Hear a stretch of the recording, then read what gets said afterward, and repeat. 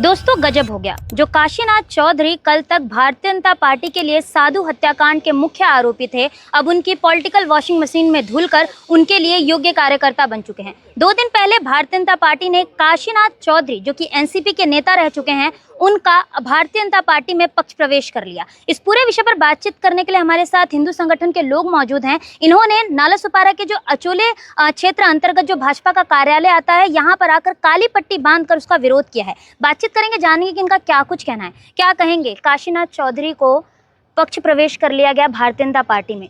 एक समय था जब वो मुख्य आरोपी थे साधु हत्याकांड के लिए, और आज उन्हें बकायदा वॉशिंग मशीन में धो धाकर वापस से भारतीय जनता पार्टी ने अपने में ले लिया। तो क्या कुछ कहेंगे? राष्ट्र प्रथम, वंदे मातरम। सबसे पहले आप मीडिया के सभी साथियों को बहुत बहुत धन्यवाद। आपने इस विषय को कवर करने के लिए आप लोग आए और लोगों में आप लोगों के माध्यम से जागरूकता होगी इस विषय को लेकर के, ऐसी मेरी अपेक्षा है। काशीराम चौधरी ये ऐसा और इतना घृणित कार्य किया है इस व्यक्ति ने, और इसके पाप इतने बड़े हैं कि आज इन्होंने इस वॉशिंग मशीन को, भारतीय जनता पार्टी को आपने जैसे वॉशिंग मशीन कहा, तो उस वॉशिंग मशीन के ऊपर भी दाग लगाने का काम इस काशीराम चौधरी ने किया है। जब साधुओं की हत्या हुई तो उसमें उसकी क्या भूमिका थी ये जग जाहिर है। इतना होने के बावजूद अगर उसको भारतीय जनता पार्टी जैसे पक्ष में, आज भारतीय जनता पार्टी जहाँ कहीं भी है उसका कारण कहीं ना कहीं हिंदूवादी कार्यकर्ता हैं, जिन्होंने बलिदान दे के खून पसीना अपने जीवन को, अपनी जवानी को बर्बाद करके आज उन्हें सत्ता में पहुंचाया है। आज उन सत्ता में पहुंचने के बाद उनकी भावनाओं का दुराग्रह करके, उनकी भावनाओं को दबा करके ऐसे व्यक्ति को उन्हीं के सिर पे या हमारे सिर पे ही बिठाने का जो प्रयास हुआ है उस प्रयास की मैं जो है भत्सना करता हूं, और इस प्रयास जो ये पार्टी के द्वारा हुआ है उसका ही विरोध करने के लिए आज हम लोग यहाँ पर एकत्रित हुए हैं। ऐसा पहली बार तो नहीं है। भारतीय जनता पार्टी अक्सर ऐसा करती है, जिसका विरोध करती है उसे अपने इसमें शामिल कर लेती है जब चुनाव नजदीक होता है। तो ऐसे में भारतीय जनता पार्टी की इस दोगली राजनीति पर आपका क्या कुछ कहना है? देखिए, कैसा है कि राजनीति का अभी देखिए चुनावों का समय है, पार्टी में बहुत सारे, हर पार्टी में लोग आ रहे हैं जा रहे हैं। अब मैं अन्य विषयों पर तो कमेंट नहीं करूंगा, इसलिए नहीं करूंगा क्योंकि हर पार्टी में मैं देखता हूं अब विचारधारा का कोई महत्व नहीं रह गया। किसी पार्टी की किसी विचारधारा का कोई महत्व नहीं हो गया। टेंडर खोरी ही, व्यवसाय करना ही, पैसे से पैसा बनाना हर राजनीतिक पार्टी का एक उद्देश्य हो गया है। तो हर राजनीतिक पार्टी ये कर रही है, पर भारतीय जनता पार्टी अगर किसी हिंदू द्रोही व्यक्ति को या सनातन द्रोही व्यक्ति को अगर ले आके सिर माथे पर बिठाएगी तो भाई ये तो नहीं बर्दाश्त करेंगे। ठीक है, इसका विरोध भी हम ही करेंगे क्योंकि सत्ता तक पहुंचाया भी हम नहीं है। आप लाठी डंडे खाने नहीं आए हो कभी। जब बाबरी ढांचा गिरा था तो कितने कार्यकर्ता मारे गए थे भारतीय जनता पार्टी के, कोई बता सकता है क्या? कार सेवक मारे गए थे, हम जैसे कार्यकर्ता मारे गए थे। वसई जिले में ही जब बहुजन विकास आघाड़ी का युग हुआ करता था, बैनर पोस्टर नहीं लगने दिया जाता था, उस समय हमने लाठी डंडे खा करके हम लोगों ने काम किया है, खून पसीना बहा के हमने काम किया है, और उसकी वजह से सत्ता में आ पाए हैं। अब आप ये सोचेंगे कि किसी ऐसे हिंदू द्रोही व्यक्ति को लाके हमारे सिर पर बिठाएंगे तो ये बर्दाश्त नहीं किया जाएगा। आपका भी विरोध किया जाएगा, और आपको जहां कुर्सी पर बिठाने की क्षमता रखी जाती है वहीं से आपको खींच के गिराने की भी क्षमता हमारे पास है। भरत राजपूत को लेकर क्या कुछ कहेंगे, क्योंकि पक्ष प्रवेश उनके द्वारा ही करवाया गया है? देखिए, भरत राजपूत को मैं पर्सनली बहुत अच्छे तरीके से नहीं जानता हूं, लेकिन अगर उनके पास नगराध्यक्ष का दायित्व है, इतने बड़े पद पर वो है, तो ये मैं तो कहूँगा नहीं कि उन्होंने गलती की है, उनसे गलती हो गई, क्योंकि ये गलती नहीं है। जिस घटना के बारे में पूरे विश्व में जानकारी है, पूरे विश्व में बैठे हिंदुओं का खून जिस घटना से खौल गया, उनका खून कैसे नहीं खौला?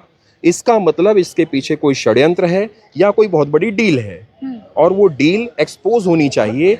जिन जिन कार्यकर्ताओं ने उस व्यक्ति को पार्टी में पक्ष प्रवेश कराया, उन कार्यकर्ताओं के ऊपर भी, भारतीय जनता पार्टी के कार्यकर्ताओं के ऊपर भी पार्टी के अनुशासन के तहत उनके ऊपर भी कार्रवाई होनी चाहिए। अभी ऐसा कहा जा रहा है कि उनकी जो सदस्यता है वो स्थगित कर दी गई है, तो क्या ये सही होगा? इतने में आप लोग मान जाएंगे? देखिए, सदस्यता स्थगित करना हो सकता है, ठीक है। अभी रविंद्र चौहान साहब ने बहुत अच्छा निर्णय तो लिया, उनकी सदस्यता स्थगित की, एक डैमेज कंट्रोल करने का उन्होंने प्रयास तो किया, लेकिन ये प्रयास तब हुआ जब इतना व्यापक विरोध हुआ।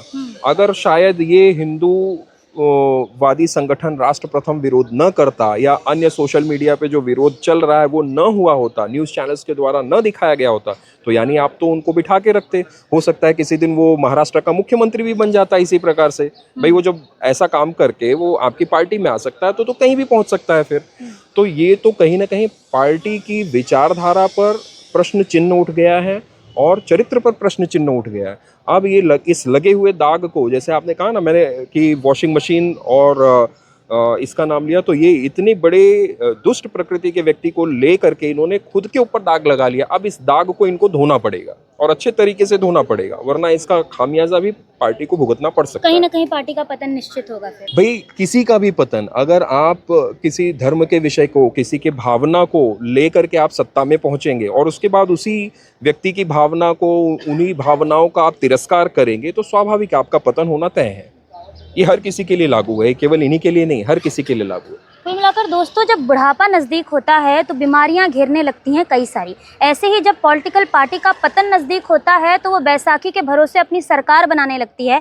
ऐसा ही यहाँ पर कुछ देखने मिला है। अभी फिलहाल जो काशीनाथ चौधरी हैं उनके पक्ष प्रवेश पर उसको स्थगित किया गया है, लेकिन सवाल ये कि जब स्थगित ही करना था तो लिया क्यों? क्या 2 दिन पहले तक भारतीय जनता पार्टी दुग्गल साहब का रोल निभाती नजर आ रही थी क्या? और भी लोग हैं, बातचीत करेंगे, क्या कुछ कहेंगे राकेश जी? ले लिया, फिर वापस बाहर फेंक दिया, फिर ले लेंगे। सबसे पहले तो उसको हम आज से काशीनाथ ने, उसको हम कसाईनाथ कहेंगे, क्योंकि वो जिस पार्टी में था, क्या कर रहा है उससे अपने को मतलब नहीं है। हमारे संतों का हत्यारा है, तो हम तो यही कहेंगे अब वो कसाईनाथ है। तो भारतीय जनता पार्टी अगर उसको ले रही है तो बहुत गलत कर रही है और उसको जल्द से जल्द निकाले। ज़्यादा मुझे इसलिए कुछ नहीं करना है कि हमारे पंडित जी भैया ने सब कुछ सही बोली दिया है, तो अभी हमको सिर्फ विरोध करना है और उसको बाहर ही निकालना है। अभी और तो स्थगित किया गया है ना। हाँ, तो अभी तो उसको बाहर ही निकालना है। अभी वो निकालते तो ठीक है, नहीं तो हिंदूवादी संगठन अपने माध्यम से उसको बाहर निकालेगी। तो कुल मिलाकर दोस्तों, ये थे हमारे साथ राष्ट्र प्रथम संगठन के लोग। इनका साफ तौर पर ये कहना है कि जब जब हिंदुत्व का विरोध होगा तब तब ये लोग बड़े ही दमखम के साथ उतरेंगे और अपनी जो रणनीति है वो तैयार करेंगे।